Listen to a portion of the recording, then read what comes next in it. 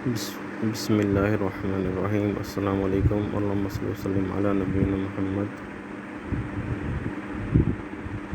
حدثنا عبد الله بن محمد المسندي قال حدثنا أبو روح الحرمي بن عمارة قال حدثنا شعبة عن واقد بن محمد قال سمعت أبي يحدث عن ابن عمر أن رسول الله صلى الله عليه وسلم قال أمرت أن أقاتل الناس حتى يشهدوا أن لا إله إلا الله وأن محمد رسول الله ويقيموا الصلاة ويؤتوا الزكاة فإذا فعلوا ذلك عصموا مني دماءهم وأموالهم إلا بحق الإسلام وحسابهم على الله.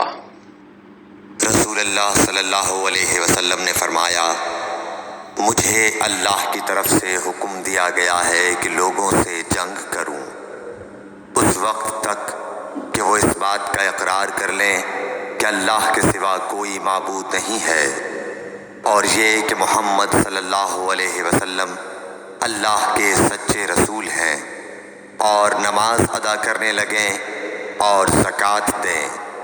جس وقت وہ یہ کرنے لگیں گے تو مجھ سے اپنے جان و مال کو محفوظ کر لیں گے سوائے اسلام کے حق کے۔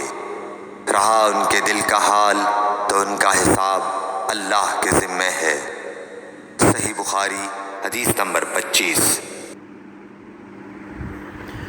Sahih Bukhari Hadith number 25. Narrated Ibn Umar, Allah's Apostle, peace be upon him, said, I have been ordered by Allah to fight against the people until they testify that none has the right to be worshipped but Allah, and that Muhammad ﷺ is the Allah's Apostle, and offer the prayers perfectly and give the obligatory charity. So if they perform that, then they save their lives and property from me except for Islamic laws, and then their reckoning accounts will be done by Allah. Jazakumullah khair.